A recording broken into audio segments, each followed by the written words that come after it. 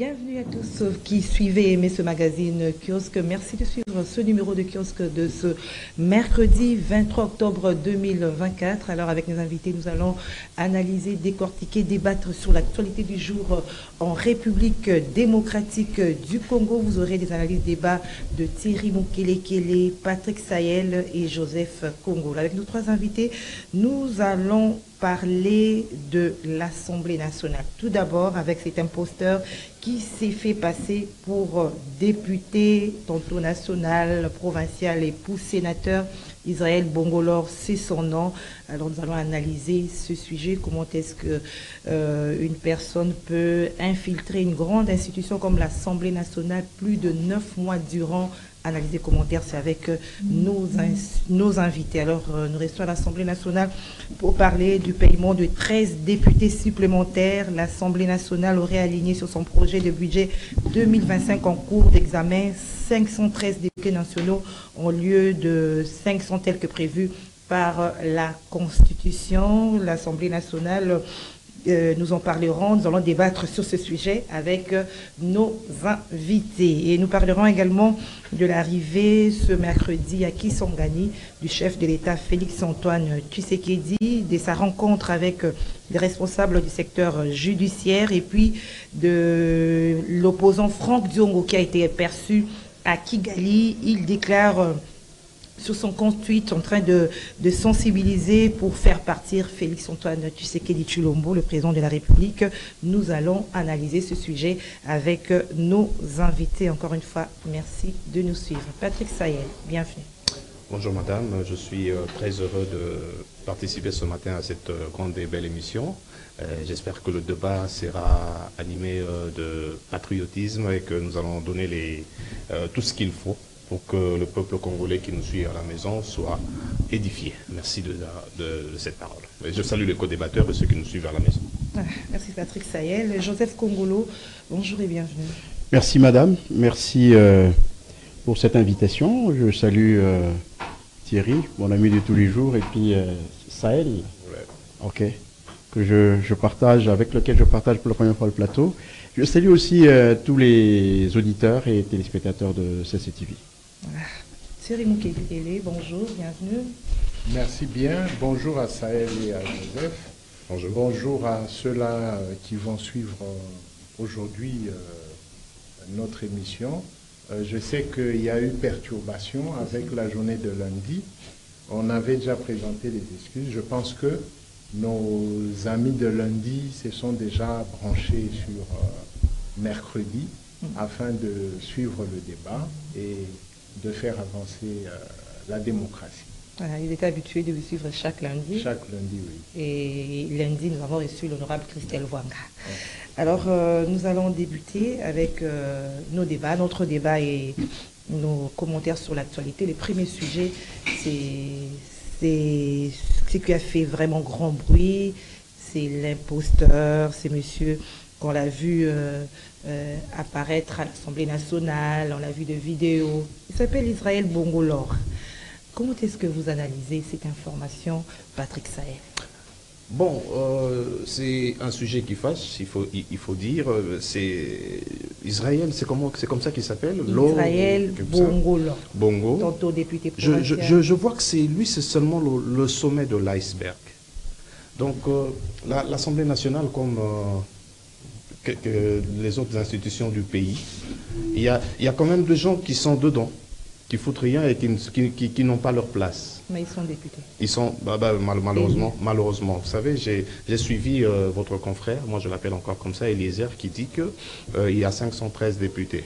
Mais moi j'aimerais rafraîchir la mémoire de M. Eliezer pour dire qu'il y a deux territoires qui n'ont pas connu les élections, on n'a pas voté dans deux territoires, Massimanimba et l'autre, c'est-à-dire parmi les Yakoma. C'est-à-dire que aujourd'hui, à l'Assemblée nationale, on a près de 481 ou 89 députés. Mais déjà quand lui nous sort la liste de 513, je me rends compte qu'il y a beaucoup de l'autre qui sont dedans. Beaucoup de l'autre. Ah ben ouais, il y en a beaucoup. C'est déjà notre deuxième parce sujet. À Yakoma, il n'y a pas eu élection. À Massi, il n'y a pas eu élection. Aujourd'hui, quand on a vu l'élection du président de l'Assemblée nationale, ils étaient au nombre de 489 ou 481. Mais quand Eliezer, membre de l'Union sacrée, nous dit que là, sur la liste des députés, il y a au moins 513, je me dis, l'Aude n'est pas le seul. Bon, l'Assemblée nationale, la deuxième institution du pays, c'est l'endroit où il y a plus de renseignements, c'est-à-dire plus de services. Le service de renseignement qu'on appelle l'ANER est dedans. La DEMIAP est là, la police est là, et même l'armée. Mais comment depuis 6 mois, un intrus, un individu qu'on ne sait pas identifier, vient. Et cet individu, aujourd'hui malheureusement on nous dit qu'il a été appréhendé, mais non, ce n'est pas les services de renseignement qui ont arrêté l'autre. C'est les députés qui ont vu que ces messieurs n'avaient pas sa place parmi nous. Parce que quand ils étaient en train de discuter, on pose des questions, et lui, il était souvent ailleurs. Et ça commençait à tiquer, ils ont dit, mais finalement, ce garçon, apparemment, il n'est pas avec nous. Et après recherche, ils vont se rendre compte que l'autre, c'était un député, je dirais pas fictif, un intrus. Mais ils sont au nombre de combien? Si l'autre a pu échapper à la nerf, je ne serais pas étonné de savoir que 3 ans Bunagana est entre les mains du Rwanda et de l'Ouganda. Si l'autre a pu échapper à la DEMIAP, si l'autre a pu échapper à l'administration même de l'Assemblée nationale, je me pose des questions. Combien sont à la présidence? Combien de l'autre sont à la présidence? Combien de l'autre sont à la primature? Combien circulent ou même à la police? Vous savez que je vais ouvrir cette petite parenthèse, vous savez que la police de la RDC, il y a des policiers journaliers. C'est-à-dire quand on est journalier dans la police, c'est qu'il y a beaucoup de l'autre. Quand on est greffier journalier, c'est qu'il y a beaucoup de l'autre. Quand on est agent de l'État, il y a des gens qui travaillent dans des parquets. Ceux-là que l'État envoie pour laisser les mandats chez ils sont journaliers. Moi, je me dis, l'autre, c'est le sommet de l'iceberg. Le Congo a en son sein des intrus. Alors, on va pas s'étonner de savoir que le Rwanda est à nos portes. Vous voulez dire que sous d'autres cieux, comment je parle, ces phénomènes n'existent pas? Mais madame, vous me posez une très belle question, je suis d'accord avec cette question-là. Pourquoi vous aimez toujours faire des bilans comparatifs? Ce n'est pas parce que le mal s'est fait à Brazza que nous devons copier ce mal-là. Ce n'est pas parce que le mal s'est fait aux États-Unis ou en France, que sais-je encore, que nous devons copier ce mal-là. C'est pour dire que ça peut arriver. Je n'ai pas dit le contraire, mais ça ne peut pas toujours arriver pendant 6 mois, madame. Il était là depuis le mois de mars. La même personne... Hier, il est sénateur, à gauche, il est député provincial, et devant tout le monde, il est député national. Il animait même des conférences en tant que tel. Madame, depuis 6 mois, où étaient nos services de renseignement? Depuis 6 mois, la police était où? Depuis 6 mois, l'administration même de l'Assemblée nationale. Ben, vous voyez, quand vous mettez un imposteur au sommet d'une institution, souffrez qu'on ait des intrus. Merci Patrick Salé. Alors Joseph Kongolo, Patrick Salé dans son analyse... Sahel, madame. Sahel, pardon. Patrick Sahel dans son analyse, il remet en cause les systèmes de sécurité, surtout dans les grandes institutions comme l'Assemblée nationale. Vous êtes de cet avis-là? Bon, il n'a pas tort en fait, hein. Il n'a pas tort dans le fond, il n'a pas tort. Mais j'apprécie un peu sa verve dans une technique chère à Goebbels, qui était parmi les propagandistes de Hitler. C'est-à-dire, c'est un élément qu'il a grossi, qu'il a répandu dans toutes les institutions. J'ai apprécié cette verve-là, mais c'est une technique qui est trop propagandiste. Mais au fond, ce qu'il a dit, ce sont des éléments vrais. Mais ce qu'il faut dire, c'est que, est-ce que un service de renseignement, oui, mais l'administration, c'est l'élément capital.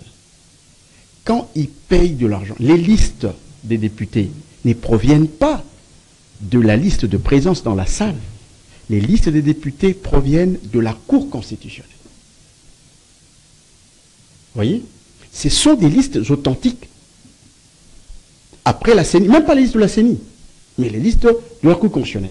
Alors, si vous travaillez, vous faites même des présences journalières. À chaque plénière, il y a des présences. On commence par la présence.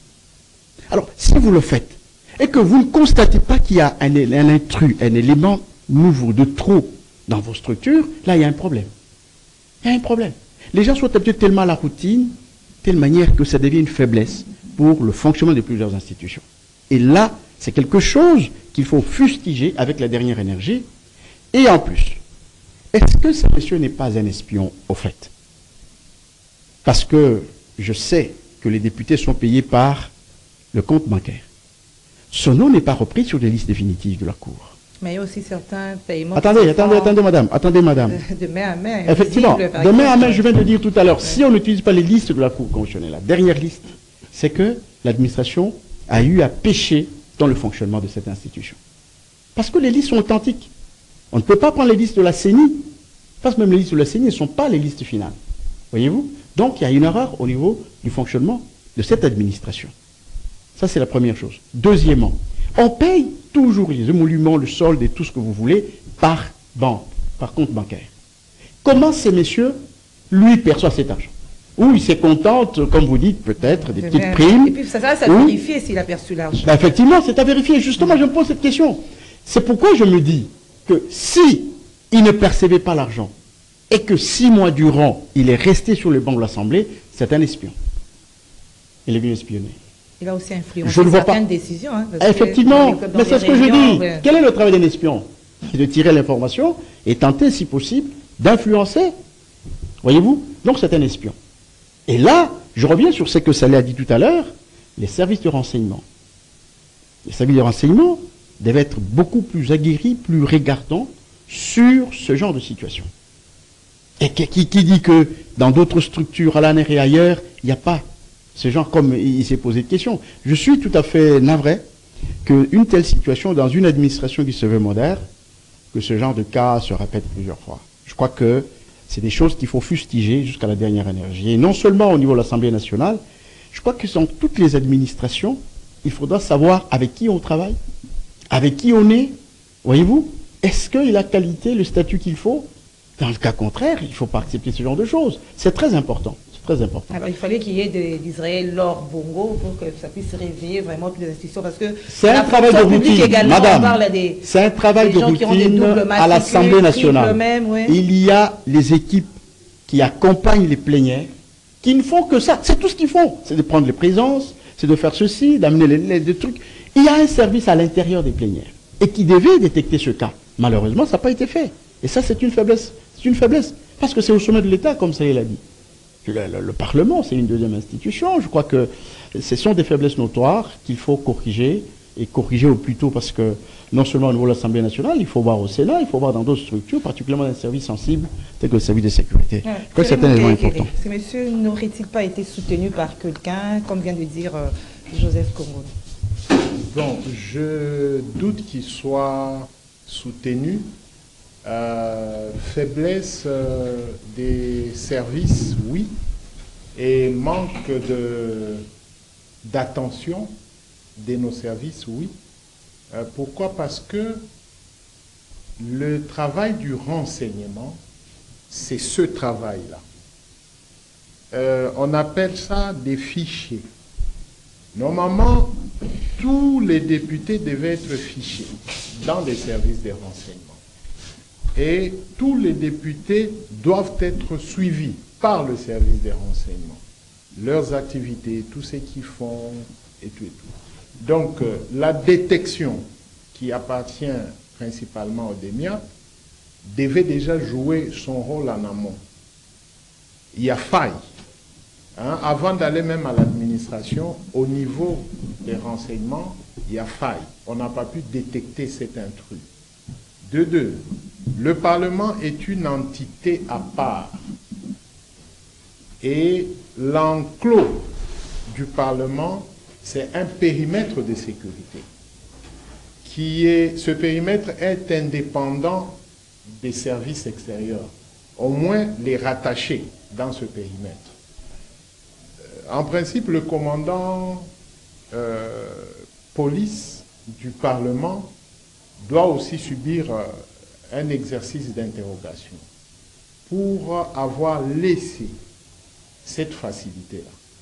Madame, autrefois, quand vous allez au Parlement, une fois que vous n'êtes pas en veste ou en tenue, comment on appelle? De ville. Tenue de ville ou tenue officielle, c'est difficile même de traverser l'endroit où on dépose la pièce d'identité. Mais lui, il était toujours bien habillé. Là. Non, non, je commence par là. Ça dit que pour que quelqu'un qui s'habille bien et qu'il accède à un endroit comme le Parlement, ça dit qu'il a trouvé que c'était, Boulevard. Oui, c'est-à-dire on pouvait y L'accès aller facile. assez facile. Effectivement, même aujourd'hui, si vous y allez, vous verrez que il y a des gens qui connaissent la règle, ils vont vers l'endroit où on s'identifie, mais il y a d'autres qui entrent et qui en sortent. Et les policiers sont assis là-bas. On ne contrôle pas, on ne vérifie pas. Si le commun du mortel n'est pas contrôlé, n'est pas vérifié, à plus forte raison, quelqu'un qui vient avec un bandana mentionné député national. Des honneurs policiers. Les honneurs militaires, c'est pourquoi je parle d'un problème du commandant en place. Normalement, ceux-là qui doivent rendre les honneurs doivent avoir une idée de tous les honorables députés et sénateurs. 500. Oui. C'est un peu trop, là. Non, non, c'est un travail, c'est un exercice. On apprend. Vous voyez? Parce que l'endroit où, quand vous arrivez au Parlement, là où ces gens-là se mettent, ça constitue déjà une haie d'honneur. Mais aujourd'hui, quand vous y allez, et députés et population, tout le monde entre au même moment. Or, si un député est en train de monter les marches, toute circulation est stoppée. Il y a quelqu'un en civil ou je ne sais pas comment qui pose « Maman, osa honorable te zela ». « Papa, osa honorable te zela ». Zalana nouana. Et les honorables sont honorés dans ce sens-là. C'est comme ça qu'on identifie les gens. Quand vous voyez le jeune homme, je n'ai jamais vu un député qui se trimballe avec 10 à 15 jeunes filles et femmes comme lui. Donc il y a des choses qui devaient déjà tiquer. Parce que ça fait autant d'années que nous avons des députés. Je n'ai jamais vu un député qui est allé voir, je crois même, le président de l'Assemblée provinciale. Et comment le recevoir sans vérifier? Est-ce qu'il n'y avait pas des documents? Vous comprenez que nous avons un problème des services. Komesana, voilà. Les gens sont habitués à ça. Et c'est très dangereux. La précipitation de l'amener à Makala et d'avoir gardé cette Kikouni au service des renseignements, il y a le monde à l'envers. Comment ça? C'est l'autre qui devait être au service des renseignements, pas à Makala. Parce qu'on devait travailler pour comprendre et le comprendre. Comment est-ce qu'il a pu infiltrer l'Assemblée, non seulement infiltrer et agir comme un député pendant tout ce temps. On devait étudier son cas. Et on pouvait même négocier avec lui pour qu'on explique au renseignement comment est-ce que tu as fait. Comment est-ce que tu te retrouves entre Godin Poyi et l'autre et vous parlez. Comment? Tout ça, ça doit être étudié et fiché. Et commencer à suivre ce genre de comportement maintenant chez d'autres personnes qui viennent à l'Assemblée. Et moi, en ce moment où nous parlons, je pense que les patrons, l'un des patrons des renseignements ou le conseiller spécial en matière de sécurité doit exiger au parquet de retourner l'ordre au service des renseignements pour un travail de fond. Parce que s'il travaillait pour l'ennemi,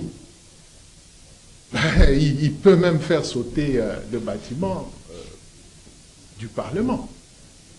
Parce qu'il avait accès à tout, il avait accès à la police, il avait accès. Alors comment est-ce que vous voulez prendre ce monsieur-là, vous le mettez devant un juge? S'il a des bons avocats, il peut s'en sortir, on lui colle une année ou 2 ans, pas plus que 3 ans. C'est-à-dire que les infractions sont Ce ne sont pas des infractions si graves.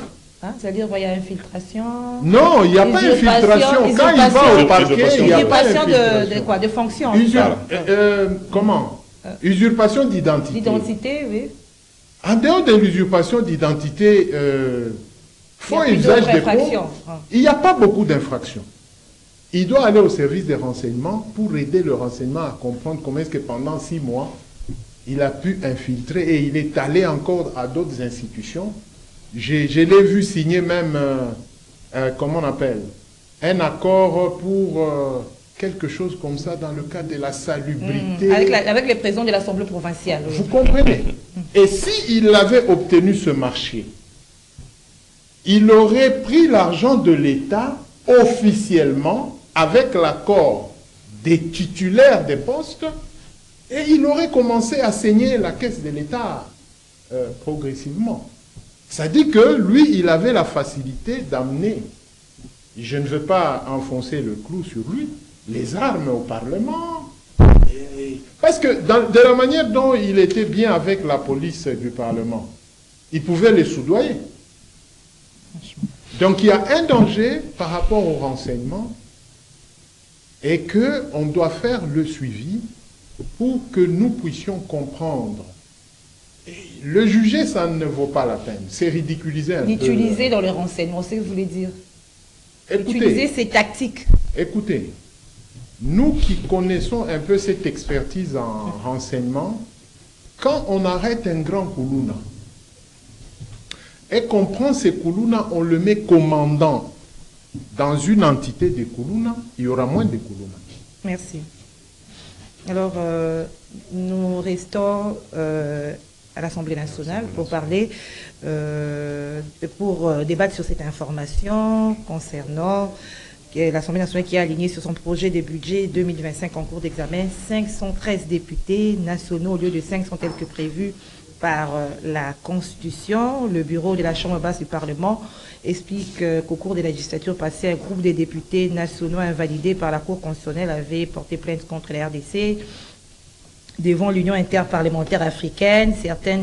Cette dernière a obligé à l'Assemblée nationale à remettre ces élus dans leurs droits, ces procès-là qui sont pris en charge par le projet de budget 2025. Ça, c'est le premier volet des explications. Autre volet, on cite même les anciens présidents de l'Assemblée nationale qui se retrouveraient aussi sur cette liste, d'où 513 députés.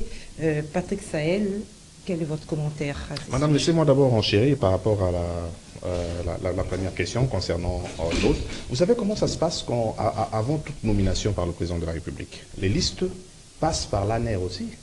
C'est-à-dire il faudrait qu'on présente les listes que le président doit signer une ordonnance, passe par l'ANER pour voir si telle ou telle personne est digne de travailler dans une institution publique. Après l'ANER, on va à la police judiciaire pour vérifier le casier judiciaire de la personne. Ici, si nous nous attardons à dire que l'autre c'est un intrus, c'est un imposteur et truc, et on laisse de côté l'ANER, nous avons péché. C'est-à-dire qu'ici, l'ANER veut nous faire comprendre que, ou l'ANER nous fait comprendre que, tous les députés qui viennent à l'Assemblée nationale, l'ANER ne sait même pas où ils habitent.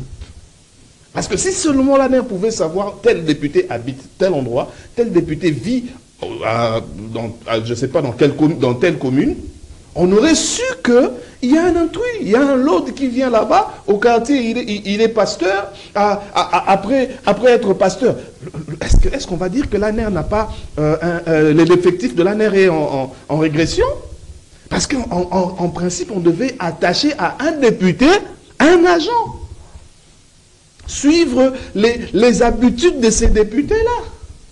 Et la police judiciaire. C'est-à-dire que pendant 6 mois, ils sont à l'Assemblée nationale, on ne sait pas où ils habitent, on ne sait pas quelle ville, non, et ils mènent là-bas, pendant que la population appelle le honorable. Est-ce qu'ils ont la vie à la cité des honorables? Le service de renseignement devait savoir tout ça, madame. Alors ils sont où? Ils sont où, le service de renseignement? Ils sont seulement là pour traquer ceux qui parlent à la télé comme moi et vous, madame. Est-ce que seulement ils sont là pour déranger les paisibles citoyens? Ils sont là pour nous prouver qu'ils avaient des talkie-walkie alors qu'il y a un intrus pendant 6 mois à l'Assemblée nationale. Vous savez, à l'Assemblée nationale, il n'y a pas que les plénières, madame. Il y a des commissions. Dans combien de commissions ces garçons-là ont assisté? Est-ce que par hasard, ils ne seraient pas allés aussi dans la commission sécurité et défense? Parce que ça se traite là-bas. Et lui, toutes les informations qu'il recevait de l'Assemblée nationale, il donnait à qui? Belke question. Pourquoi on a précipité ces messieurs à Makala, alors que Moukebaï, Seth Kikouni et même Jean-Marc Kabound sont ailleurs. C'était encore là-bas chez les services de renseignement. Vous savez, on a un service de renseignement chez nous, mais ailleurs, ça s'appelle service intelligent. Est-ce qu'ils ont été intelligents dans cette histoire de l'eau tantôt il est pasteur, tantôt il est député provincial, tantôt il est député national, il serait même sénateur. Merci Patrick. Non madame, je vais répondre parce que à cette histoire de 513 députés, je l'ai dit quand dans ma première prise de parole. Mais quand vous faites une liste qu'il faudrait payer 513 députés, moi je vous dis, moi je ne donne pas beaucoup de crédit à M. Caméré. Moi, je ne donne pas beaucoup de crédit à M. Caméré. Je pense, parce que quand il est quelque part, on voit des visages qu'on n'aurait pas vu, qu'on ne devait pas voir. Mais il est président de l'Assemblée nationale. Je venais de dire ici, à Yakoma et à Massimanima, il n'y a pas eu élection. Mais quand vous sortez une liste de 513 députés... Mais ça a été justifié, les députés qui avaient saisi la Cour... C'est quelle cour? La Cour constitutionnelle. Qu'est-ce qu'on va faire, madame, de Massimanimba et de Yacob? Qu'est-ce qu'on va faire des députés de Massimanimba? Vous voyez l'intrusion? En son temps, j'ai sonné cette alarme. J'ai dit au président de la République, monsieur le président de la République, même à la présidence, il y a des gens qui viennent et qui sortent, qui ne travaillent pas là-bas. C'est ça le Congo. Le Congo n'a pas de porte. Le Congo est un passoire aujourd'hui. Il eût fallu même que l'on sache, nous, citoyens du Congo, que notre pays était comme ça. Et maintenant, nous avons pris ce Congo-là, nous montrons aux autres que chez nous, c'est comme ça que ça se passe. Je ne citerai pas le voisin qui nous menace depuis 3 décennies. Chez lui, ça ne se fait pas. Vous l'avez vérifié. Mais madame, aujourd'hui, le monde est un grand village.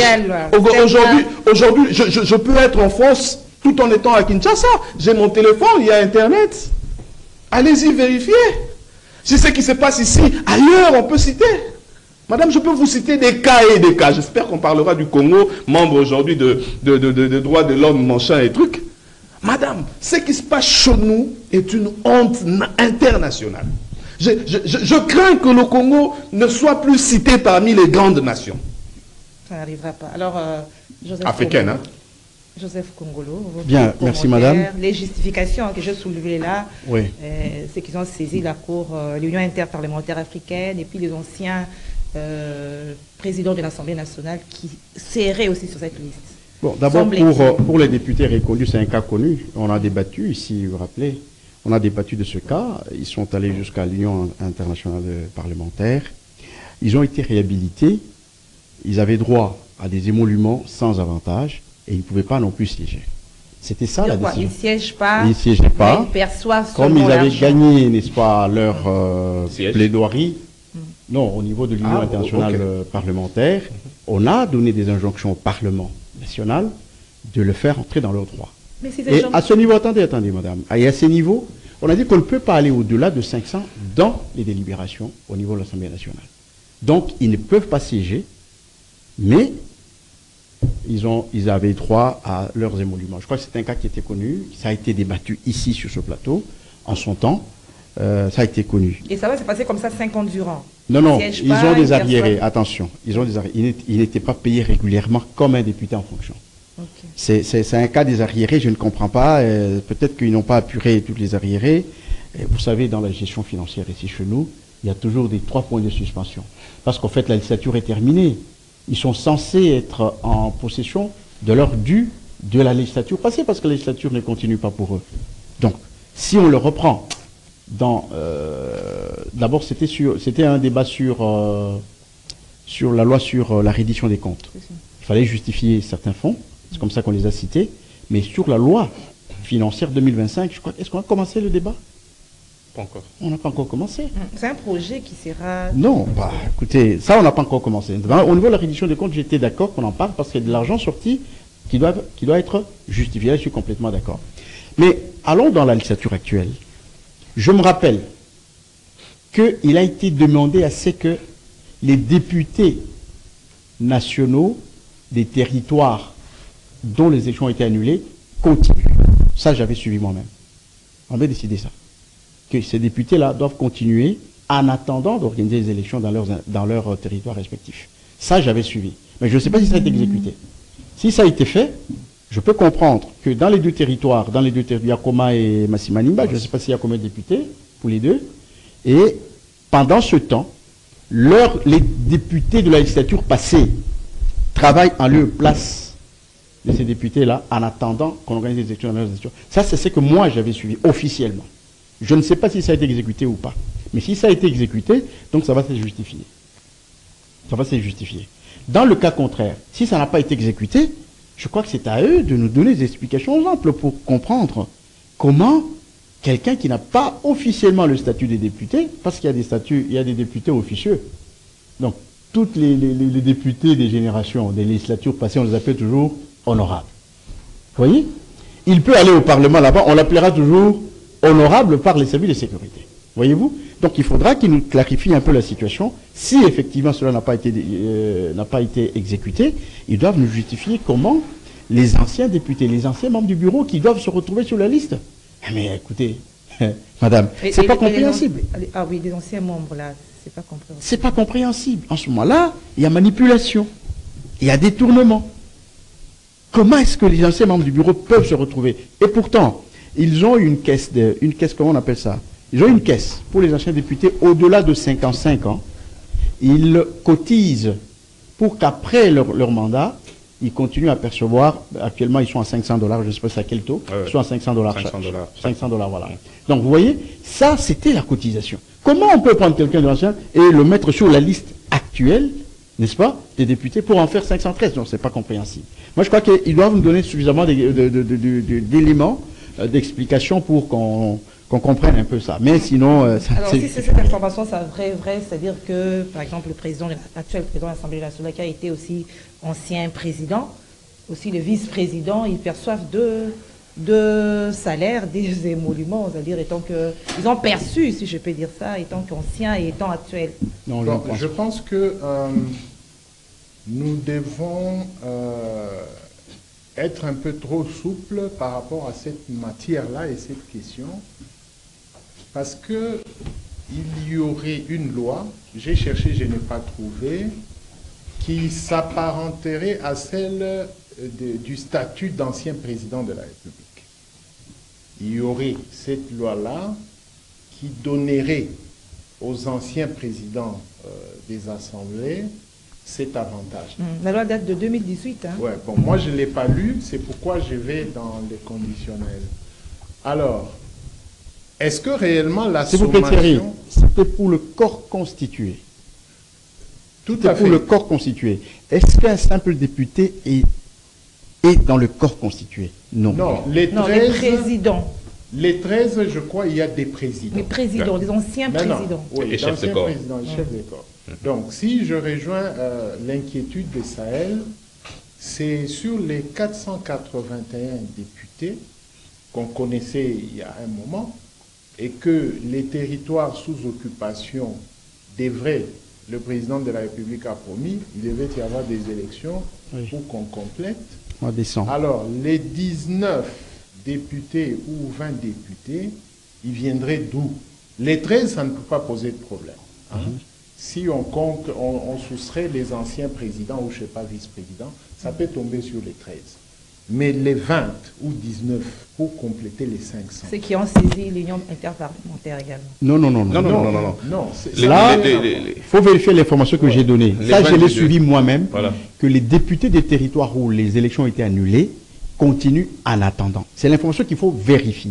Maintenant, sur le plan de droit, la Cour constitutionnelle ne les a pas proclamés non élus. Je ne crois pas. La Cour constitutionnelle ne les a pas rejetés. Si la Cour constitutionnelle les aurait rejetés, ils n'auraient pas siégé. Parce qu'avant, leur mandat était validé. C'est après qu'il y a eu un problème. Dès lors que l'Assemblée a déjà validé un mandat, il n'y a que la justice, pratiquement la Cour constitutionnelle, qui peut demander l'invalidation de ce mandat-là. Donc il y a un peu de droit. Moi, je veux être trop prudent. Je ne veux pas que nous allions dans les affirmatifs. Il faudrait que nous allions au Parlement, qu'on pose des questions pour qu'on ait des éléments concrets. Parce qu'on risque d'accuser le président Kamere alors qu'il y a certains soubassements qui justifieraient certains comportements. Mais il serait dans l'inadéquation d'avoir été élu par 480-481 députés et d'être président de 500 députés. 500. Non. Là, nous devons poursuivre les enquêtes. Peut-être dans la prochaine émission, nous reviendrons pour donner à nos téléspectateurs quelque chose de concret sans trop de tâtonnements. Parce que s'il devait siéger, en principe, il serait présent le jour de l'élection de M. Kamere. En principe. Mais ils n'étaient pas là. En principe. On a compté 481. Mais aujourd'hui, comment on va voir 500? Attention, il y a des absences Parce que, justifiées. Joseph, souvenez-vous, Mike Moukebaï et je crois Daniel Safou, Jean Goubal, qui passaient nuit à la Cour constitutionnelle, il y avait des députés qui siégeaient. Dès lors qu'on les a invalidés, les autres ont été validés, les autres ont quitté la Chambre. On ne les a pas gardés pour tel ou tel autre motif et on prend les Mike Moukebaï, les Safou, les ajouter. Non. Ça dit que la justice, quand elle agit, elle met fin toute affaire cessante à Joseph et c'est Thierry qui prend la place. Merci. Donc nous allons poursuivre un peu les investigations pour essayer de comprendre. Okay. Alors, parlant de l'opposant Franck Diongo qui a été aperçu à Kigali au Rwanda, il dit sensibiliser pour faire partir le chef de l'État Félix-Antoine Tshisekedi. Il y a Wemba qui s'est désolidarise de lui. Lui également, il a été contacté, dit-il, mais il n'est pas dans cette démarche. Patrick Sahel, votre commentaire. Et madame, moi je ne vois pas seulement le Rwanda. Le Rwanda, c'est là où a atterri Franck Diongo. Mais il est parti d'où? De la Belgique. C'est quoi la Belgique? La Belgique, c'est notre colon. C'est celui-là qui... On ne peut pas décider sur la RDC sans passer par la Belgique. C'est un secret de polichinelle. C'est-à-dire que moi, je vois plutôt la Belgique qui mandate Franck Diongo jusqu'au Rwanda. Mais pourquoi seulement la déstabilisation de la RDC doit passer par le Rwanda? Aujourd'hui, je vous prends l'exemple. Pendant que monsieur Félix-Antoine Tshisekedi et Macron sont de vrais amis, Macron, lui, il est allié au Rwanda. Entre un frère et un ami, le choix est clair. Macron qui vient, il veut la paix en RDC, mais il signe un contrat de 300 millions d'euros d'armement au Rwanda. Mais tous ces gens-là qui veulent la déstabilisation de notre pays. Aujourd'hui, madame, si vous survolez l'espace aérien de la RDC, il est interdit de cartographier la RDC. Mais ils sont dans des officines en train de préparer cette balkanisation qui ne dit pas son nom. Madame, Franck Diongo au Rwanda, je ne suis pas étonné. Mais pourquoi pour chasser Tshisekedi, il faut aller au Rwanda? Tshisekedi a pris le pouvoir.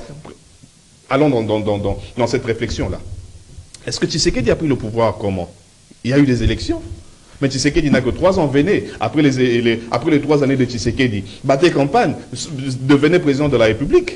Mais s'il faut aller au Rwanda, c'est-à-dire ils vont préparer un coup d'État, soit ils vont préparer une rébellion, ça sera par les armes. Mais quand vous prenez le pouvoir par les armes, c'est-à-dire que le Congo va régresser de 20 ans, madame. Est-ce qu'il faut parler d'un Diongo qui va rencontrer le bourreau, celui dont le nom rime avec Kouagame, pour déstabiliser la sous-région? Parce que quand le Congo est déstabilisé, c'est la sous-région qui est déstabilisée. Je donne beaucoup de... Je salue M. Wemba qui s'est désolidarisé de Franck Diongo. Alors, il a pris une très mauvaise option. Heureusement que le moratoire est levé. Une fois qu'on prend quelqu'un comme ça, moi, je voudrais que ça se passe au stade des martyrs. Nous avons levé le moratoire, madame. Joseph Kongolo. Bien, d'abord, c'était un non-événement.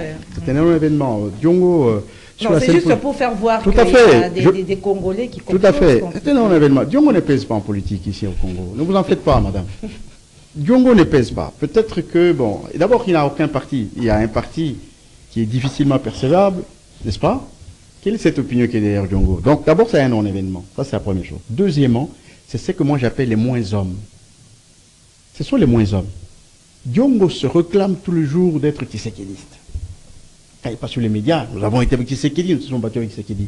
De quel Tshisekedi il parle? C'est de quel Tshisekedi il parle? On le prend pour un modèle, pour ceci et tout ça. C'est quel Tshisekedi? Étienne? Aller prendre les armes contre son propre pays? C'est une bêtise. C'est pourquoi je vous dis ça, c'est une bêtise. Nous avons un exemple récent. Et cet exemple restera longtemps dans ce pays. Avec Étienne Tshisekedi, lui, d'épaisse, malgré tout, malgré la dictature, malgré tout, ces gens n'ont pas pris les armes pour faire partir Mobutu. C'est un exemple. C'est ça le développement. C'est ça le développement démocratique. C'est quand on commence à rejeter des choses qui sont attachées à tout ce qui est contraire à la démocratie, la dictature, monarchie, et ainsi de suite et tout ça. Et je crois que c'est un exemple patent de l'histoire de la politique de la démocratie du Congo. Vous avez été à côté de Tshisekedi, vous prenez les armes pour vous battre contre votre propre pays. C'est pas possible. Écoutez, même si certaines langues disent que Tshisekedi est dictateur, mais c'est pas la dictature de Mobutu. C'est pas la dictature de Mobutu. Il ne faut pas que les gens se trompent.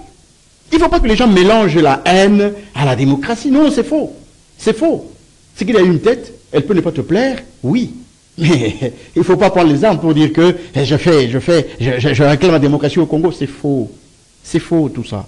Donc on sent tout de suite que notre ami Sétain Aigri, il est parti de la prison avec espoir qu'il sera responsabilisé dans le gouvernement ou dans l'institution et tout ça. Ce n'est pas venu. Tout simplement, il n'y a rien d'autre. Et il n'est pas seul, ils sont nombreux. Il n'est pas seul, ils sont nombreux. Écoutez, c'est l'UDPS qui a pris le pouvoir. Eh bien, il le partage d'abord avec ses membres. Ce sont les efforts qui ont été consentis. Et puis avec ses collaborateurs. Pourquoi les gens sont toujours aigris? Ils croient que quand il vient, soit parce qu'il est de l'espace Kassai, moi aussi je dois avoir... Non. Ça, alors, c'est quel esprit? C'est pas la démocratie dont on réclame. C'est pas la démocratie. Donc, Diongo, c'est un moins homme. C'est pas quelqu'un. Il n'a même pas le sang des tétés là. Quand je vois le tété là, tel qu'il est, c'est un combattant. C'est un homme de terrain. Mais c'est pas Diongo. C'est pas aller prendre les armes. Ce n'est pas ça. Et d'ailleurs, qu'il ne fasse pas l'erreur. Qu'il ne fasse pas l'erreur. Il risque de périr par les armes. Il y a qui sensibilise pour faire partir le pouvoir et qu'il passe par l'EAC. L'EAC, c'est le Rwanda. Et ça remet aussi en cause notre participation, hein, étant membre de l'EAC. Hein. Bien. Avant d'entamer Franck Diongo, quelqu'un qui nous suit, il vient de m'envoyer une photo de l'aude aux côtés du chef de l'État. Ah bon? C'est Vous voyez gravissime. que ce petit... C'est gravissime. Non, c'est pas chaud, c'est clair. Vous voyez que ce petit était allé trop loin. Et nous demandons aux responsables titulaires des services de renseignement. C'était dans quel cadre aussi? Nous Peut-être qu'on avait demandons, reçu les députés. Madame, Mais on n'approche pas une institution comme ça. Sécurité. Nous parlons sécurité. Et Franck Diongo, ce n'est pas demi-père congolais, demi-mère congolais. C'est congolais de père et de mère. Et nous parlons sécurité.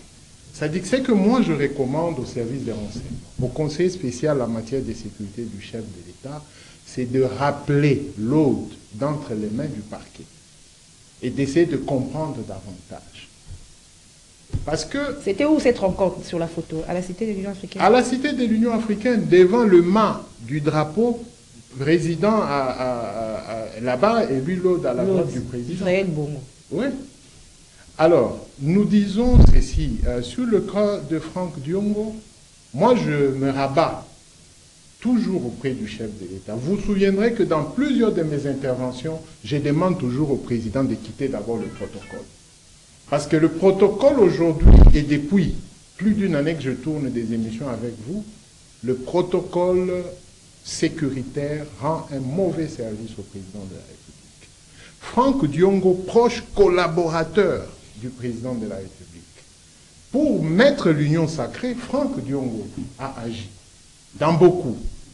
Dans le Grand Kassai, dans le Grand Katanga, dans le Maniema, Franck Diongo a été envoyé pour aller recruter dans l'opposition des gens qui devaient rejoindre l'Union sacrée. Que s'est-il passé? Le président doit poser la question. Pourquoi Franck a commencé à quel moment il a commencé à se comporter? Quand il a été violenté par des jeunes gens là, qui l'ont menacé d'être brûlé, que s'est-il passé? Quand est-ce qu'il s'est radicalisé? Avant même de quitter le pays, comment est-ce qu'il a fait pour quitter le pays? Ça, c'est le travail du président de la République.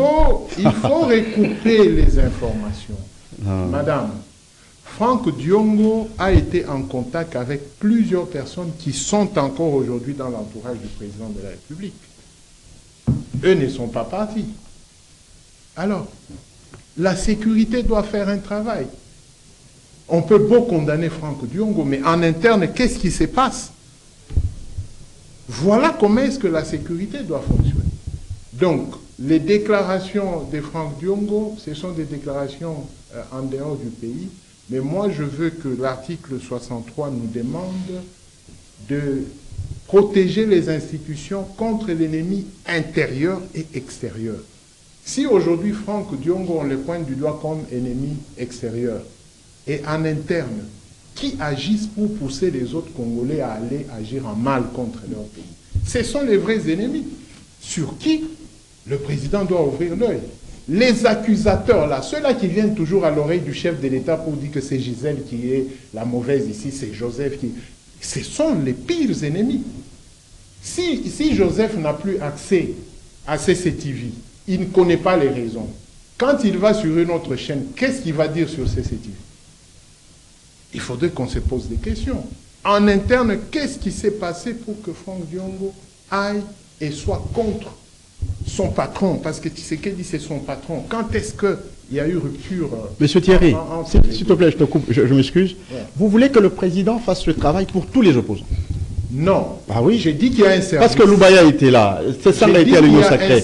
S'il te plaît. Oui, effectivement, le service. Ouais. Loubaya était là. Oui. C'est ça, a été là. Katumbi était là. Tous ceux qui sont opposants aujourd'hui, ils sont avec le président de la République. Mais est-ce qu'il attendez. Donc, vous voulez que les services de renseignement cherchent à savoir pourquoi ils ont quitté le président, ils sont devenus à l'opposition. C'est ça leur travail. Ah non. Il y a une circulation. L'opposition, ce n'est pas une fatalité. Non. C'est-à-dire que chacun, tout le monde, que ce soit les membres, peuvent aujourd'hui adhérer à tel parti, à telle opinion, n'est-ce pas, à telle philosophie du président de la République. Même si on était dans l'opposition, mais on adhère à son opinion. C'est ce qui se passe en Europe. Joseph, ça c'est pas la sécurité. Quand quelqu'un passe, ce n'est pas qu'il peut être de gauche, mais il vote à droite. Joseph. Parce qu'il a rencontré les intérêts. Joseph. Alors quand vous dites que le cas Franck Diongo, qui a fait des bêtises ici, vous savez, on l'a trouvé au-dessus en train d'arracher des affaires du président de la République, et on ne l'a même pas arrêté pour ça. On n'a même pas arrêté pour ça. Tout simplement, le fanatique qu'ils l'ont rencontré, ils l'ont fait agenouiller, et puis, le lendemain, il quitte, il prend l'avion, il part. On a demandé à ce que, Sahel a demandé à ce qu'il y ait des fichiers de tous les députés. C'est tout à fait. Est-ce que nous avons des fichiers de tout Congolais capables de nous faire du mal, comme aujourd'hui Franck Diongo veut faire du mal? Bon, il faut se renseigner. Quelle est la fiche sécuritaire de Franck? Mais on ne va pas vous la donner, cette fiche. Non. Ah, évidemment. J'ai dit ceci. C'est un secret. Parce que ce que vous dites, c'est purement politique. Mais moi, je vois l'aspect sécuritaire. Vous avez suivi les gens de l'AFC. Ils ont dit quoi? Même à Kinshasa, nous avons des collaborateurs. Toujours. Ah, ça vous pensez que ce sont des simples déclarations? C'est partout. Même en Israël, il y a les pros. Mais eux, ils sont là. Ils sont là, ils donnent des renseignements. Ils ont des fiches sécuritaires. Mais évidemment, tout à fait, c'est leur travail. Il ne faut pas dédouaner. Je suis déjà là. L'émission est finie. Déjà Ah bon. Il y avait 3 thématiques. Vous avez encore autre chose à dire, mais l'émission. Non, mais moi je voudrais seulement dire au président de la République, maintenant que vous êtes attendu à Kisangani, réservez-vous de faire des promesses parce qu'il faudrait d'abord accomplir ce que vous avez promis le 23, c'était le 24 novembre 2023, le 29 novembre 2023, lors de la campagne électorale. Il a promis 2 choses. Il va arrêter ou soit mettre en état de ne pas nuire la population, ceux qui ont spolié les terres à Lubanga. Il a aussi promis aux femmes des militaires que le solde de leur mari sera revu à la hausse. En tout cas, cher président de la République, vous atterrissez à Kisangani, assurez-vous que vos promesses d'antan sont réalisées avant de promettre encore, parce que vous savez, merci Patrick Sahel, et c'est la fin de magazine. Madame, une petite précision pour Sahel. Il n'y a pas un seul discours politique au monde sans promesse. Il n'y en a pas. Tous les discours. Par contre, je suis d'accord avec toi quand tu dis qu'il faut réaliser les promesses faites. Là, je suis d'accord. Mais un seul discours sans promesse, ça n'existe pas. Ce n'est plus un discours politique. Il les promettre encore. Merci Patrick Sahel, merci madame. Thierry Moukelekele, merci à vous fidèles téléspectateurs, auditeurs du magazine Kiosque, merci au coach Doudou Montiri, merci à la grande équipe technique. Madame, monsieur, je prends rendez-vous avec vous vendredi avec le même plaisir. Au revoir.